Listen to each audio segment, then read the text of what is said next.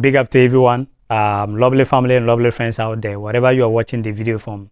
One love, and check Intercop right here. Guys, there is a videos I want to show you. I want us to watch the video and talk about it. And they are footballers. One of them is W.Zaha. Those who are football fans out there definitely know who is W.Zaha. Check W.Zaha right here.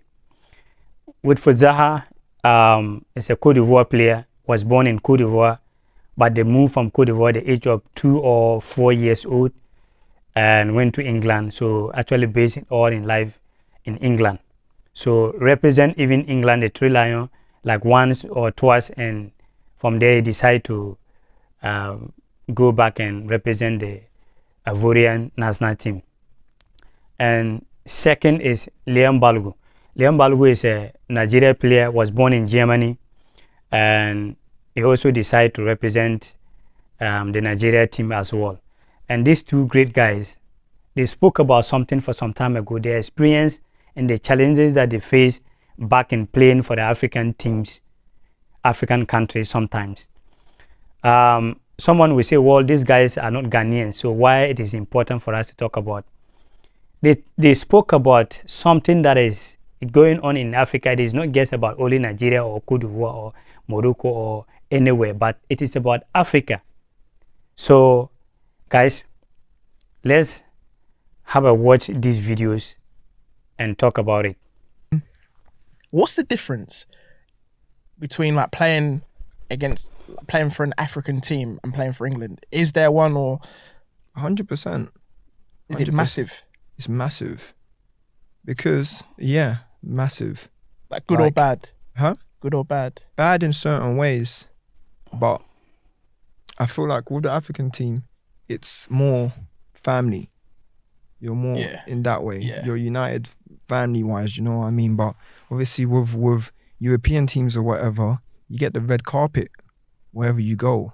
The hotels are 5-star, wherever. Yeah, that's the difference. So when I've gone back, you gotta just suck it up and just do what you gotta do.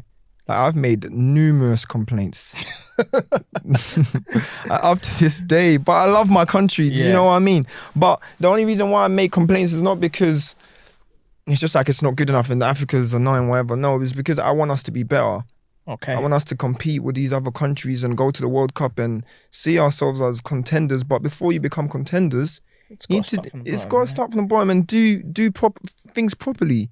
Put your players. Do you know what? 90% of football's mentality. Okay. The 10% is what you do on the pitch. Do you know what I mean? If your mind's right, you can do whatever. Do you know what I mean? But for you to put man's mind right, I need to be staying in a decent hotel, in a decent bed, on a decent pitch where I don't feel like I roll my ankle by just running. Do you know what I mean? These are the tiny things.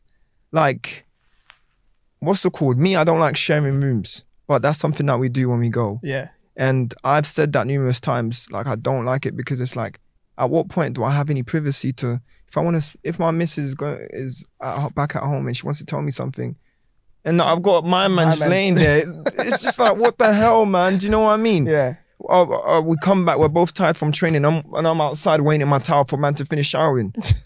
Or he's gone toilet before and he's blown up the toilet, and then I have to go.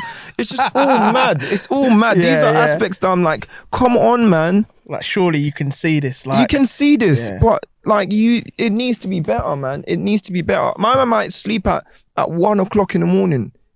Do you know what I mean? And I may sleep early and he'll be doing whatever. And it's just like, these are things that you my man might snore like a madness. Bro, oh my days. Nicolas Pepe. Nicolas Pepe. Yeah. I asked to leave the room. Shut up. I went and asked to leave the room because he sounded like a motorbike. It was mad. I was like, bro, it was crazy. It was crazy. I was like, no, I can't. I had to go. I remember, these were the first times as well when I went and I was with Nico, and they so guys, you guys finished watching with W.Zaha, right? Let's have a watch and listen to Balogun as well. After that, we continue. You hear about other players and they say, why can they not perform in the Super Eagles? Well, we have to be honest. The infrastructure, we are not being provided with the best minerals to do your job. Exactly. It starts with pitches, or it starts with accommodation, but it goes on to pitches and all these kind of things. And as I said, I'm always quite outspoken. I know probably if some people hear that from there, they might come after me, but I don't care, because that's just how it is. If you say you want to see the next Messi coming out of Nigeria, or the next Cristiano Ronaldo, or whatsoever, if you want to see us soar, then you need to make sure that back home in Nigeria, we have the best possibilities. Like why don't we have a base in Nigeria where we meet up, like St. George's Park? Exactly, in England. You don't have something like, we don't really have something like that. And you spoke of the unpaid bonuses, like, I've heard a lot about that. It's like, and I mean, it's no secret even. You know, and then I've read something recently where then people in charge, they contradict themselves, they said things have been paid, then they admit, okay, that they haven't been paid. And it's just like, you know what?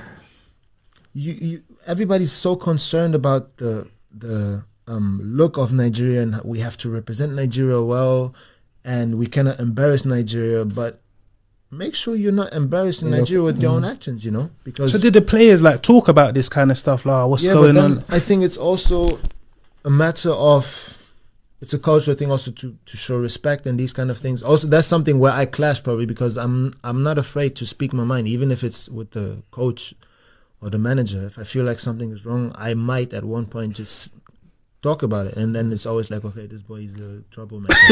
I'm not a troublemaker, because at the end of the day, I stand in for my teammates. I do that with pleasure, and if I have to take the fall, well, I probably did in the past. That's a leadership, but integrity, and it's always also motivated by personal issues, then probably, like, not issues, but by things that I just feel like, you know, I don't feel like I have to deal with this. I should not have to deal with this that way right now, and I don't think any of us should, you know.